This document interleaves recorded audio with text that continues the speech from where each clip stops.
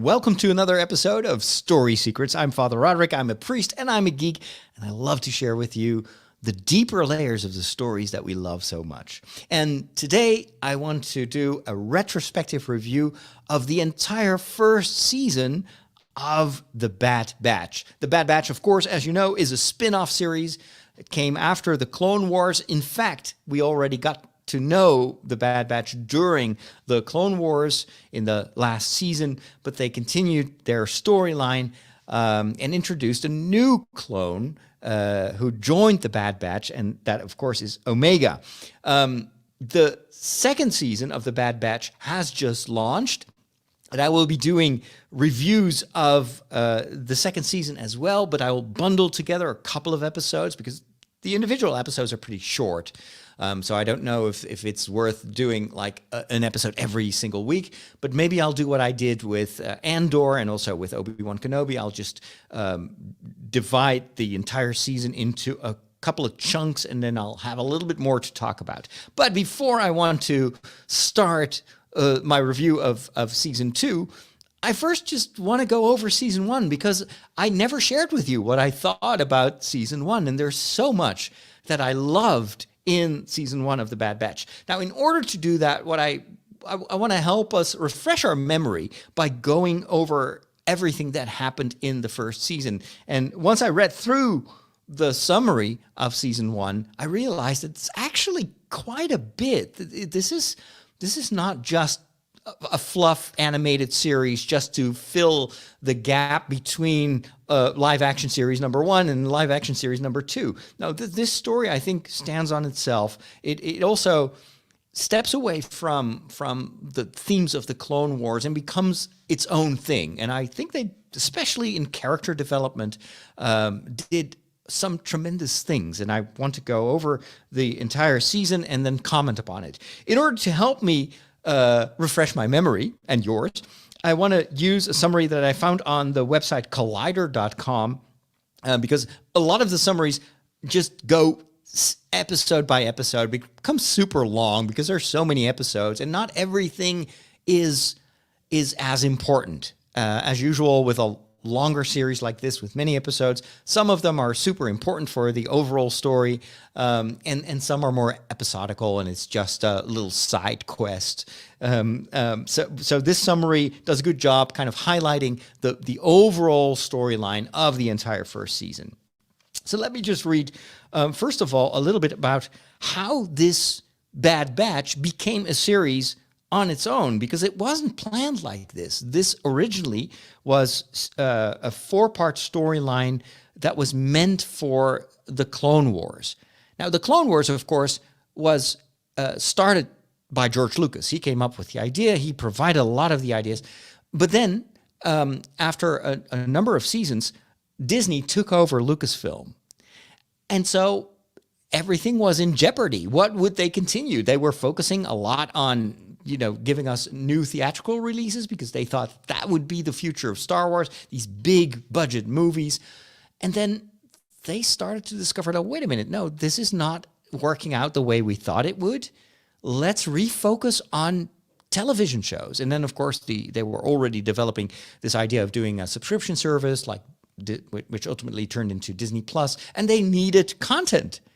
So that's how they went back to the Clone Wars, and they decided to give us a new season.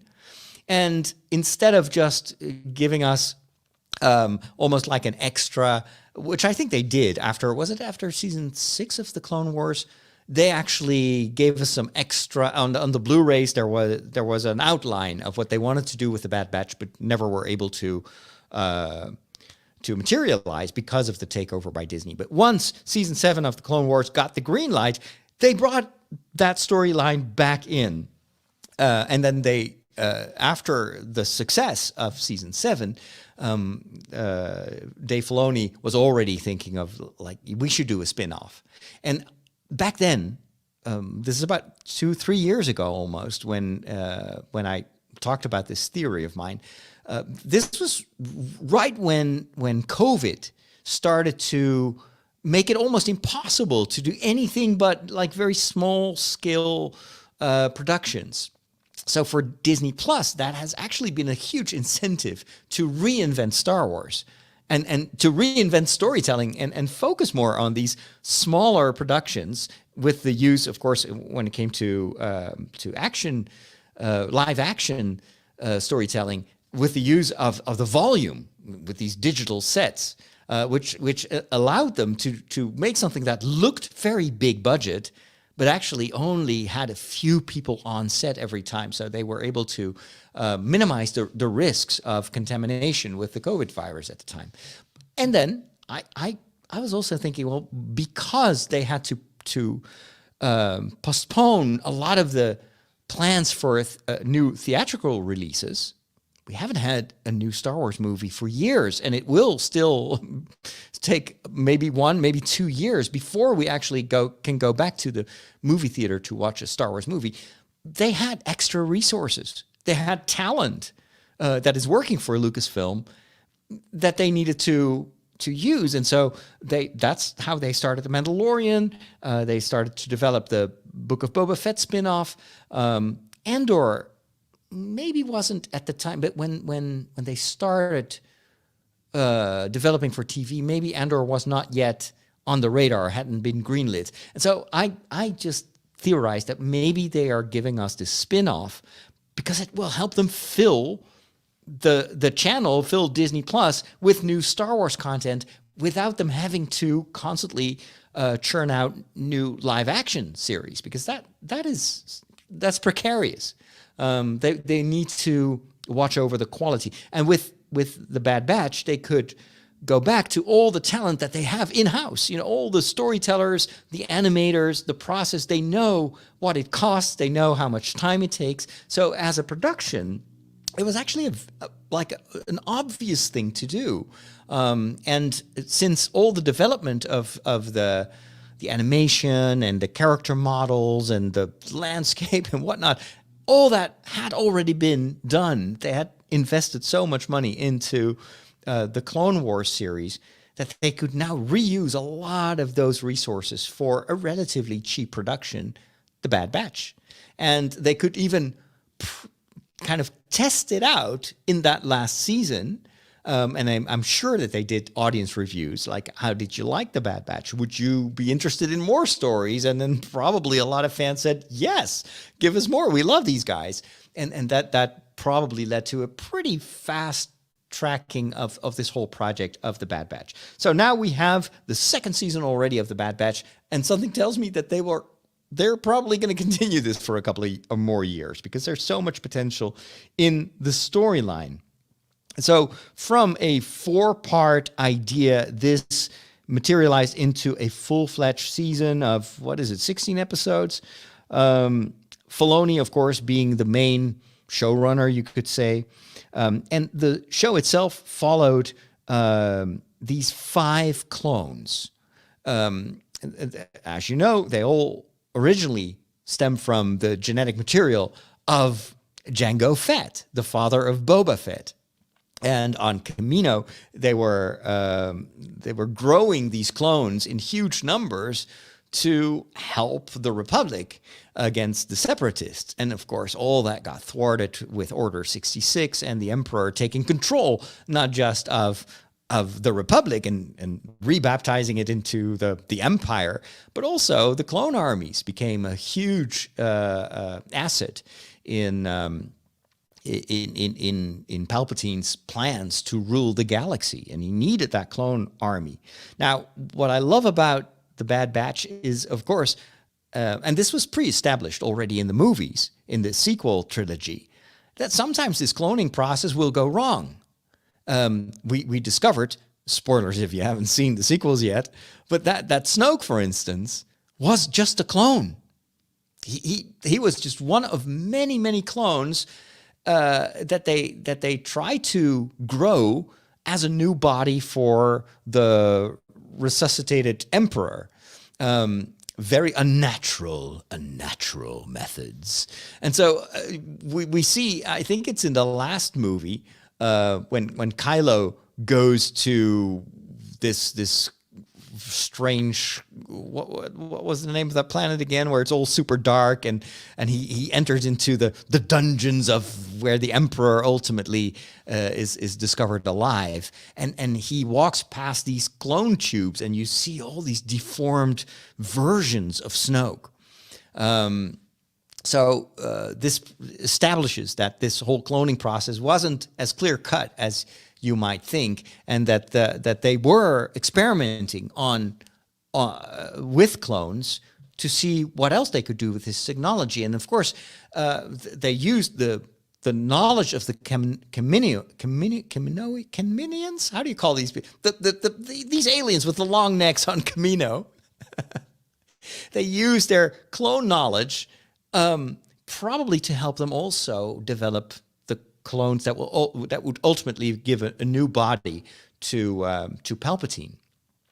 And so what I loved about this first season is that it actually already sets that up, because in the final episode, in the finale, you see that one of the lead technicians of this whole cloning facility is taken away for a secret project, and I'm thinking, oh, they're setting this up for, and I think that Omega also has a role to play. There is a reason that they're after Omega. Maybe she already is a result of those initial stages of trying to do more with this cloning technology than just grow new soldiers. And at the end of the season 1, I'm getting ahead of myself, we basically learn that the Empire has decided to get rid of the clones and to replace them with recruits from all these planets that are now under the rule of Emperor Palpatine. But I like how the Bad Batch, as a concept, is already showing us that there are divergent clones, and they each have their own peculiar characteristic. They still have the same voice. They're all acted by the same actor. They have the voice of the same voice actor, which I think was brilliant. And he does a great job in making them sound the same and yet different from one another. And visually, of course, they're also super different. We've got Hunter, who is the quintessential Rambo clone. It's just uncanny how much he resembles Sylvester Stallone. I wonder if they ever got sued by, or at least if there were like cease and desist letters from Sylvester Stallone. Hey, that's me. But you've got Hunter, you got Wrecker is the big guy, and I love it that in this first season, we discovered that not only is he super strong, and kind of like in RPG terms, you would say he's a tank, but he also is very much afraid of heights. And he's got a very small, almost childlike heart when it comes to his relationship with Omega. And so he's got this nice combination of both this brute force and at the same time this scared, insecure side of him. It's a great combination. Also reminded me a little bit of the Hulk in the Marvel universe, who is both super strong and very destructive, and at the same time he can shrink down to Bruce Banner size and be very insecure and vulnerable at times. You've got Tech, who's of course like the computer expert, also very much a trope. This goes back to the Goonies, where one of the kids was also a techie, and he had all the gizmos, and so they brought that kind of stereotype, that archetype almost, into the mix of these divergent clones. Crosshair, who has he's a sharpshooter, and he's got this tattoo on his eye in the form of a bullseye. Again, very much a caricature, like an archetype. Isn't there also a Marvel hero or a DC hero that also has that like bullseye tattoo or whatever on his face? It's a trope, but it works here. And then you've got Echo, who we all thought was dead at the end of the Clone Wars. But it turns out, as we discover in the story of the Bad Batch, he is very much alive. He's been kept alive because of his brain. They wanted to study his brain. He's been enhanced cybernetically. There are definitely some visual cues that remind us of the Borg. So again, this is inspired, I would say, by that other franchise that shall not be named here in the context of a Star Wars show. But we all know that they must have seen that and thought, hey, we can use some of that visual language that the Borg made us familiar with and apply it in the Star Wars, in the realm of Star Wars storytelling. And so they each have their own advantages, but together, of course, they are a force to be reckoned with because they are also different. And part of that being different from all the other clones ultimately also sets them apart physically, because once Order 66 is announced and the chip is activated, it doesn't seem to work with the Bad Batch. They have that chip, but because of their genetic differences, it doesn't switch on, or at least not in the same way as it does with all the other clones. And so at one point, of course, they even get rid of the inhibitor chip in their brain. And we also learned that it was also done with Crosshair, and that it's their choices that determine what they do, which I think is a fundamental Star Wars theme. It's all about the choices. It's not your lineage. It's not your genes. It's not your midichlorian count that ultimately will determine whether you are a hero or a foe. It's the choices that you make. And even the worst criminal, the darkest of dark side characters can still choose to go back to the light, as happens with Anakin, of course. And so I love that they integrate that into the whole storytelling around Order 66 and the whole theme of determination, predetermination, and free will, and the tension that sometimes causes when these two clash. So what I love about as a deeper theme of this first season is this whole agency. You are not programmed. So this says a lot about the power of free will, but that sometimes you have to fight in order to maintain it, because there are other forces in the galaxy that want to control you and that want to program you. So the whole story of the Bad Batch is also a metaphor of our own struggle with the influences in our lives, the traumas that have predisposed us in certain ways and have given us certain vulnerabilities, and we are during our life constantly trying to vanquish our own programming and to become ourselves, and so agency is very important. You don't want to be in the back seat of your life. You want to be at the steering wheel, and so that's what's happening here with the Bad Batch, and this is why the story resonates so much with me, and I'm not the only one. So let's go back to the story itself.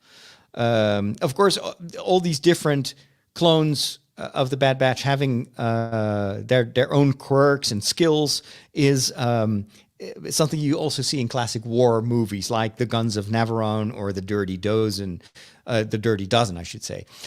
So again, it's a bit tropey, but we have never seen something like that in the Star Wars universe. So I don't mind if Star Wars takes themes and story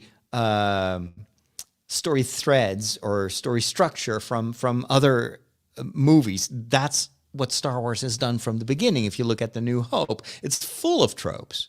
And George Lucas did all these homages. He wanted, think of the Seven Samurai, for instance. There are so many classic Japanese movies that inspired George Lucas. Also, the dogfights with all the X-Wings, that was almost stolen from these World War I, World War II movies.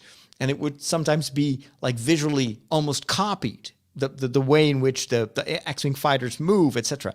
So I think actually that's what makes Star Wars so strong and so universally appealing. It's because we recognize in Star Wars what we know from other places. And this is also true when it comes to the themes of Star Wars. A lot of the themes are also present in the holy books, for instance, in the great religions. And George Lucas has confirmed this many times. He said, I wanted to take the strength of these stories and tell this, convey the same values, but in a different form, with different characters in a different style. But this is how I can so easily build bridges between my world as a priest and the world of faith and the world of Star Wars, because it's ultimately,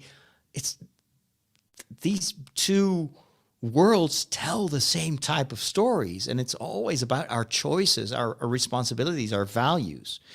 So anyway, these five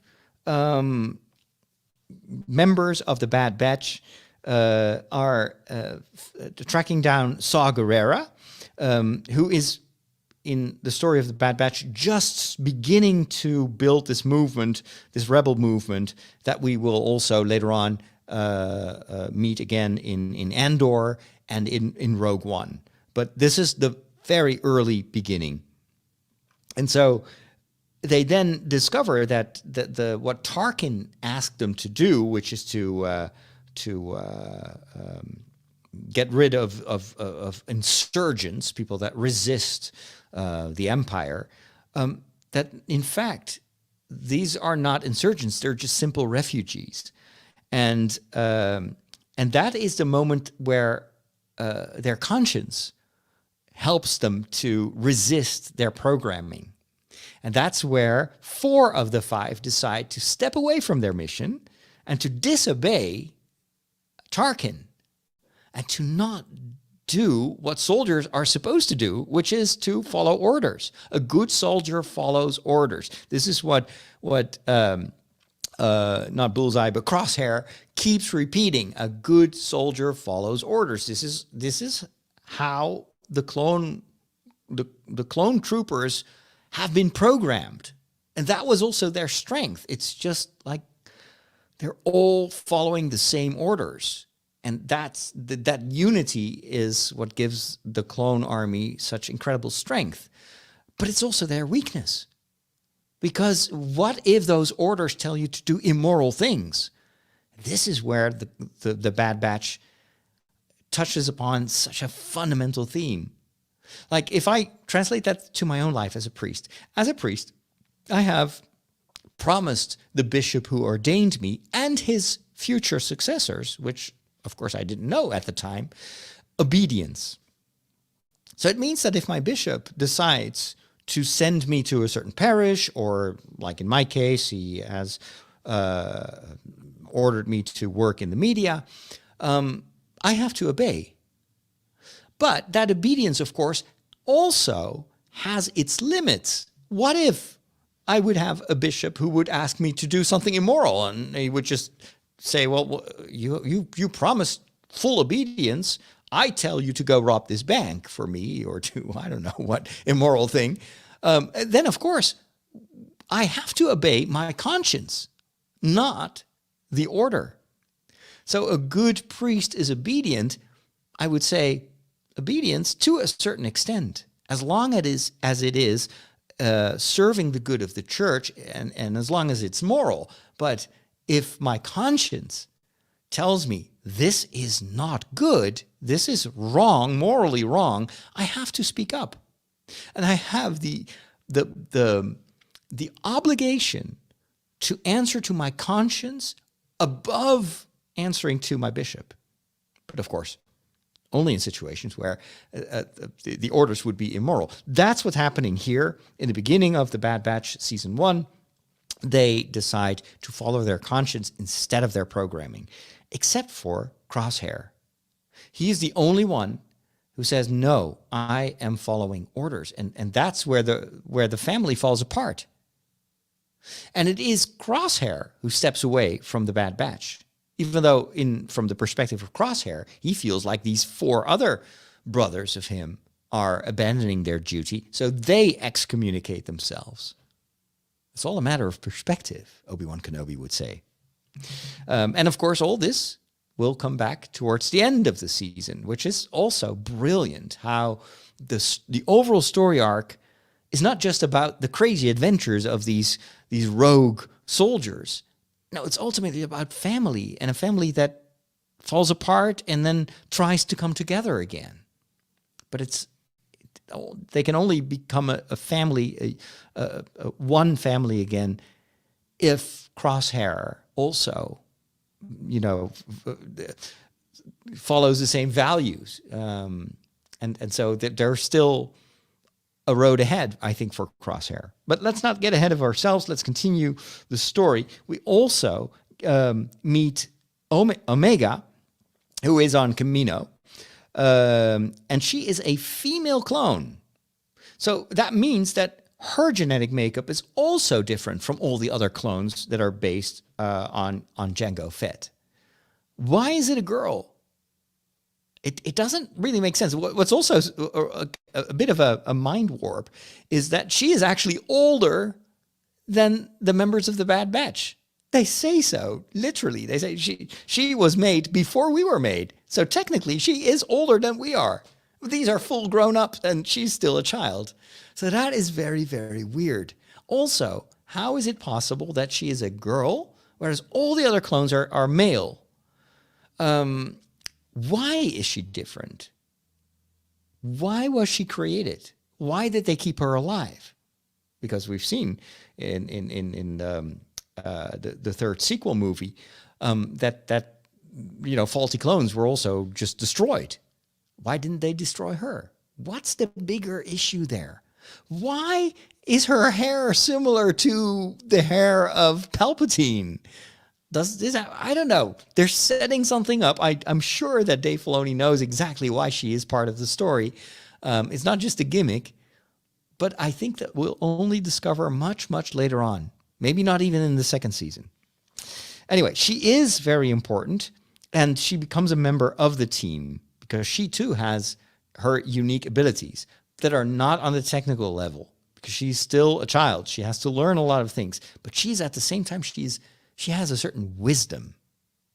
She has a certain, if you would use an old Thomistic term, she has prudence.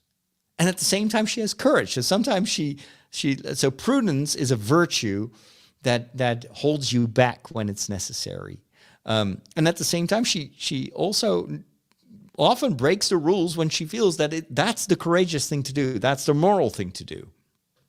So there's a lot of maturity in her, and she's not a single characteristic trope. Her character, at least seemingly, is much more complex than that of the Bad Batch, which makes her so interesting. And then, of course, she also awakens the kind of the parental programming of these clones. Clones usually don't have children. They just have fellow clones. Only Jango had a child, a Boba. And but you can imagine that some of that paternal disposition that Jango had is still part of the programming of all these clones. Somewhere deep down inside, there must be a bit of that fatherhood. And it's beautiful that it's awakened by Omega, who is a child who needs protection. And so you see all these tough guys all start to kind of melt and become very fatherly and very protective of Omega. I love how they, I think, tie that back to the fatherhood of Jango. The season also reunites the Bad Batch with Captain Rex, who has evaded the Empire after helping to save Ahsoka Tano at the end of the Clone Wars. Rex helps the Bad Batch in removing the chips that had been forcibly placed in them and introduces them to the fellow clone SKP, Gregor, who would become Rex's ally in Star Wars Rebels. Yeah, that was a surprise to me. Like another clone. Whoa, okay, that's Rex. But he warns them. He says the chip right now may not be functioning. but you have to get rid of it because it will keep trying to reboot the system in a certain way. So surgically, their chip is removed. And then we learn that Crosshair also had his chip removed. This was the attenuating factor in their relationship. The Bad Batch always thought that Crosshair remained with the Empire because of the chip. And it turns out it was out of free will, because he, too, doesn't have the chip anymore, but he wanted to be on the Empire side, which, of course, makes his conversion and his redemption a lot more complicated, because he willingly separated himself from the Bad Batch and from their values. Something tells me that he will be back, because he is part of the Bad Batch. He's part of that family, but I think his road to recovery will lead through some very dark moments in his life. He will have to learn why the Empire is not his true family. He's not there yet, not even in season 2. We then, let's see. With an uncertain future in the galaxy under Imperial rule, the Bad Batch begins to take odd jobs from the Trandoshan mercenary Sid, voiced by Rhea Perlman. This is another favorite character of mine. She has so much character. I love her accent. I love the way that she bosses around these grown-up men. She's definitely in charge. She claims to be in it for the money, but we also learn that she is a former Jedi informant with no love for the Empire. And at first, I felt that a lot of these episodes where she sends them on a mission felt a bit like filler episodes. Like, it's a bit too convenient that now every episode she has a new mission for these clone troopers. But she has turned into a regular, and then over time, of course, she no longer needs their money, or they don't need her money anymore, and so she becomes an ally instead of just a quest giver. But it took me some time to get used to her character. But once she became like part of the crew, you could say, of the series, I really liked her character, and it's very different. It's another kind of archetype in a certain way, which works really well in the overall mix. Other characters that we get to know in this first season are cameos. So we see, for instance, Caleb, Jume, Kanan Jarrus. We know him from Rebels. Prior to his live-action appearance in the Book of Boba Fett, the infamous gunslinger Cad Bane shows up here with his droid Todo 360 to trade blows with the gang. I love that. I mean, Cad Bane is just an amazing villain. And I never thought, actually, that it would translate to live action. But I saw the whole prosthetic. Like when I was in Anaheim, they had this exposition of props from The Mandalorian, and in one of the glass containers, you had the full face mask. So there was actually an actor underneath that wearing this prosthetic, very advanced thing that could move the eyes and the mouth and everything. But then, of course, I was super upset that they killed him off, or did they? There was this blinking light telling us that maybe he'll be back. It depends. But it was like, wow, we need to see more of Cad Bane. Why didn't they just keep him alive? I was glad to see him back in the Bad Batch here. And then there is this confrontation with Fennec Shan, voiced by Ming-Na Wen. And she ultimately defeats Bane temporarily so the Bad Batch can escape. Again, her appearance was very cool, but way too short. We need to see more of her. I also really loved her in the Book of Boba Fett, but I felt that her role was not big enough. She was definitely the stronger character in the book of Boba Fett, stronger, I think, than Boba Fett himself. She merits her own series. So I hope that they will bring her back. In the meantime, I'm already very happy that she's here in the Bad Batch. Other characters include the Attack of the Clones Kaminians Taun We and Lama Su. We also see the Martinez sisters that we know from, was it the last season of the Clone Wars? So Trace and Rafa. I have to be honest, those were my least favorite Star Wars characters ever. There's something that I don't like about these two, and I don't know what it is. They feel out of place in Star Wars. And even here in the Bad Batch, it was the episode that I disliked the most. I don't care for these two characters. And it's maybe personal. It's just me. Well, sometimes it clicks with characters, and sometimes it doesn't click. With these two, those are cameos that I don't care about. I hope they're not going to show up again in Ahsoka Tano's series, but maybe they will. We'll see. By the way, if you disagree with me, of course, I'd love to hear your thoughts. Just let me know. I'm known to have changed my mind in the past on certain characters or storylines. My favorite cameo, which was all too short, but my goodness, I loved it, was, of course, Hera Syndulla from Star Wars Rebels. And we get to see her in her younger years. We get to see her backstory, her parents. This was also the same episode that showed us the Ryloth Senator Orn Free-Taa, very corrupt and very, very cool, very blue. I loved that episode. That was maybe my favorite episode. It wasn't in a two-parter. Anyway, it was just awesome. I loved that entire storyline, and Hera was fantastic. And I love it that she and Omega got to know each other. And of course, Hera plays an important role in Star Wars Rebels. We now also discover that she always had this love of becoming a fighter pilot.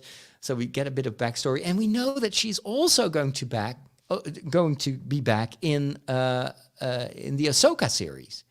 She has been cast. There's going to be a live action version of Hera, which is absolutely fantastic. So excited about that. I love how Lucasfilm is filling in all these backstories and just expanding the history by showing us how these characters that we already know and love, how where they come from, what motivates them, and it adds layers to the stories that were not there when those stories were first told. But now you can't go back to Rebels without thinking of this cameo in the Bad Batch.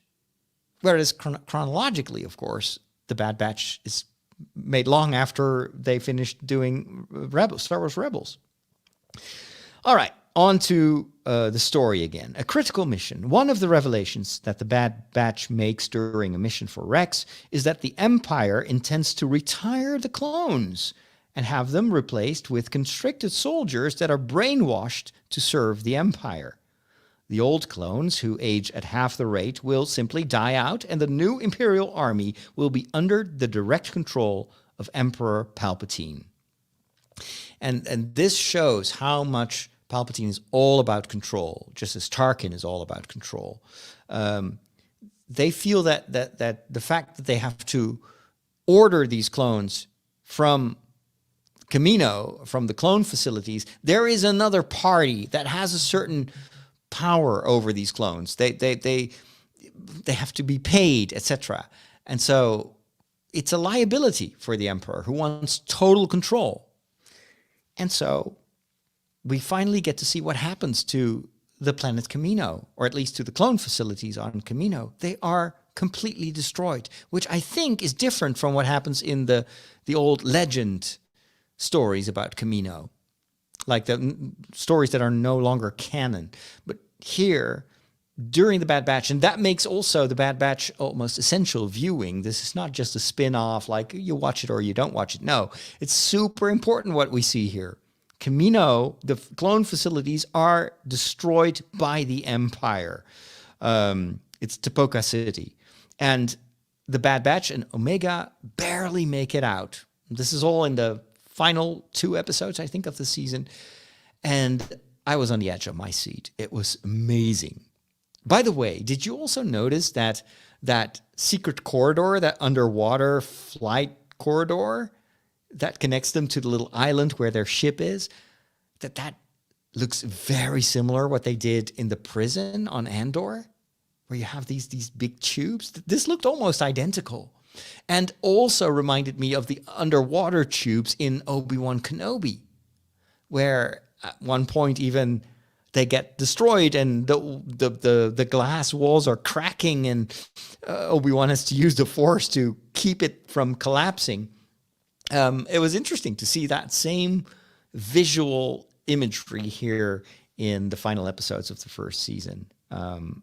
It was really, really cool, those last 2 episodes, full of action.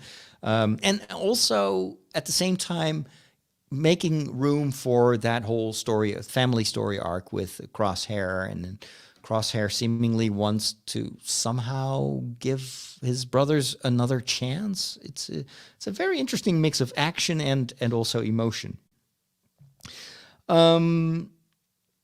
So the planet is destroyed. I'm trying to, where was I here in the... So Tarkin asks Vice Admiral Rampart to destroy the cloning facility. I also liked Vice Admiral Rampart. He looked kind, almost friendly, but it's so eerie that he does these horrible things. He's also extremely dark in a certain way. And because he looks just like a regular guy, someone who could be part of the rebels as well, it makes his actions even more shocking. Like, how can someone who looks so kind of normal and kind of friendly can do so much evil? It's scary. While inside the facility, the Bad Batch narrowly escapes from the wreckage after Crosshair surprisingly chooses to help his old squad mates. Although he ultimately chooses not to join his former allies, Crosshair seems to be leaving his brothers on better terms. Before the Bad Batch departs on their ship Marauder, Crosshair even manages to make peace with Omega and considers them even. So he acknowledges that she saved his life, which she did. And I'm thinking the dynamic between Omega and Crosshair mirrors the relationship between Luke Skywalker and Anakin Skywalker, Darth Vader. It's the same dynamic. Here it's a girl who trusts that there must still be some good in Crosshair. And she tries to convince him. She tries to make him change his ways. But he resists, just like Vader in Empire Strikes Back still resists the pleas of his son. And he tries to turn it around, like, join me and together we... This is what Crosshair is also doing with the Bad Batch. Join me. We're supposed to take charge here. We can create a new future because we're special. But he fails to acknowledge that, in fact, his brothers have already found the way. This is the way. And then he is the one who is lost. And he thinks it's the opposite. But as long as Omega believes in Crosshair, I think there is room for conversion. There is a redemption story waiting to be told. I can't wait to see if that will come true. But if this is Star Wars, and it is, it has to happen. It has to happen. Even Kylo Ren ultimately, changes his ways and joins Rey to destroy the evil Emperor.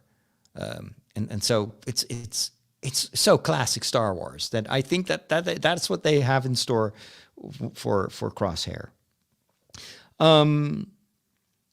So Omega appreciates that Crosshair saved Azzy-3, that Kamino and medical droid that was helping them. So, and that was also interesting to see that Crosshair, who always seems to be so cold and so always calculating, that he still sees how much Omega loves that little droid and then decides to go after them and save the both of them. You don't expect that. It's almost like you see this ruthless dictator melting because of a puppy or a young kitten, and you're like, oh, wow.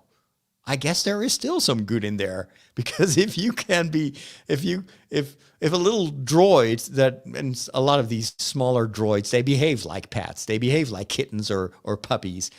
If they can touch your heart, it means that your heart is not yet completely, closed. It's not fully concrete yet. Maybe there is some life there, and maybe that will ultimately win the day.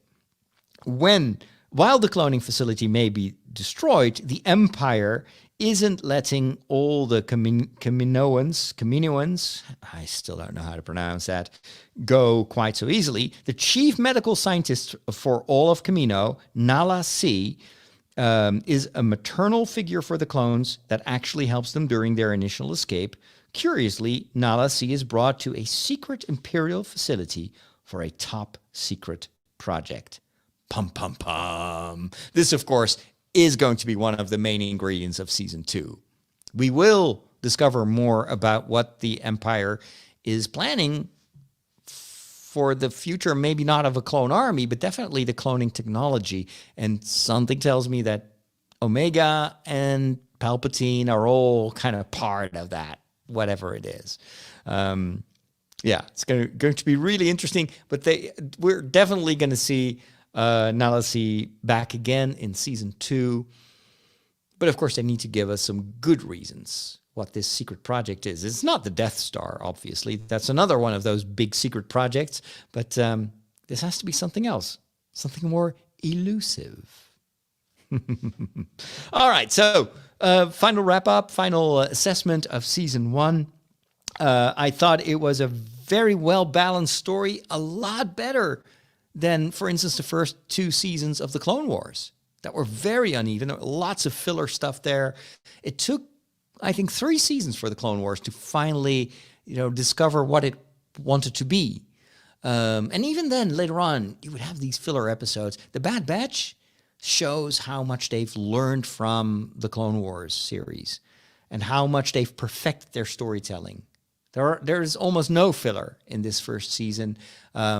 I loved the development of the characters, steady pace. There's humor. There's enough going on in the background. There's not much politics here, which was something that I struggled with the Clone Wars, especially with the whole, Mandalore backstory and also the Senate politics. Some of that went on a bit too much for my taste. Here in the Bad Batch, there is, of course, the whole presence in the background of the Empire and the choices that they make, but it's more action-oriented and it's more focused on the character development, which is, I think, more interesting than the politics. You can't really step away, and I mean, the Clone Wars needed to tell that story of the Senate and the Empire and Palpatine, and also, thankfully, of Mandalore, because now that, I think, will greatly infuse Season 3 of The Mandalorian. That's all going to tap into what has already been established in the Clone Wars with Mandalore and the Mandalorians and the history, the Darksaber, etc.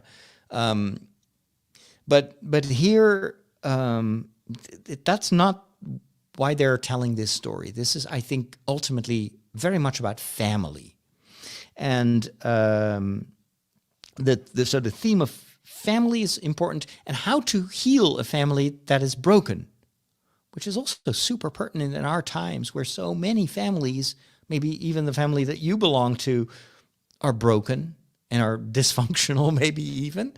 And so we all have that desire to see healing happening in families, but oftentimes we don't know how to reach the other because that person has made different choices than we have. Sometimes we were to blame for the fracture. Sometimes the other party was to blame. How do you come together? That, I think, is the underlying quest of the Bad Batch. The Bad Batch is not 4 people plus Omega. The Bad Batch should be 5 brothers. And Omega, in a certain way, is both their child, but also a mother figure because she's older than they are. So, and then, of course, what will ultimately determine the outcome of this process and whether or not this family will be one again in the future, it all has to do with loyalty. Who are you loyal to? And loyalty is a choice. It's not something that is programmed. And so your choices are ultimately guided by your conscience. Your conscience is your compass that tells you what is right and what is wrong, regardless of your programming. And so, and I'm not talking about Star Wars here. I think this is what I believe to be true for all of us. It's very important in Catholic theology as well. Listen to your conscience is the ultimate law, but your conscience has to be informed. Before your conscience can fully operate in full freedom and can be a trustworthy guide, it needs to listen to ultimately, I think, to God. In Star Wars, you would say to the Force. You have to be open for the light side of the Force. And so even though the Force itself and the Jedi don't play a vital role in the story of the Bad Batch, it's still in the background, because what guides our conscience? It's something more than programming. And that more, that invisible spirit-like aspect of our universe, of our galaxy, in the Star Wars galaxy has always been labeled with the Force, which I think is mirroring what you see in the great religions. Conscience is not just an autonomous thing. It's a gift that is given to us by our Creator, who wanted us to have our own compass so that in any situation, we know what to do and we know what not to do.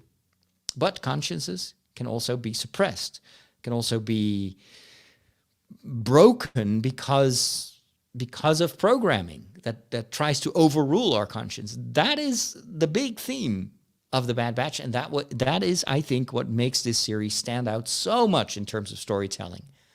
Again, it's not just filler. It's not just entertainment. The Bad Batch tells a unique story about family, about free will versus determinism, and about true loyalty to your family, a loyalty of the heart that goes beyond your duty or your orders. I love to hear your thoughts as usual. You can let me know on social media. If you're watching the live streams about Star Wars, there's always also the ability to leave comments. I always read every single comment. I'll try to get back to that. And of course, I will do more of these episodes where I will review the further adventures of Omega and the Bad Batch. Or is she actually part of the Bad Batch? I'm not sure. She doesn't really seem to have many flaws. So anyway, she's part of their family, definitely. She's like an adopted child in a certain way. But I will get back to this. And of course, this is part of my series, Story Secrets, which you can find by going over to my Patreon page, patreon.com/Father Roderick. And I create these episodes for my patrons, and I also share some of them with the rest of you. So thank you so much for the privilege of your time. Can't wait to see what Star Wars has in store for us this new year. And let's do this again sometime soon. May the Force be with you.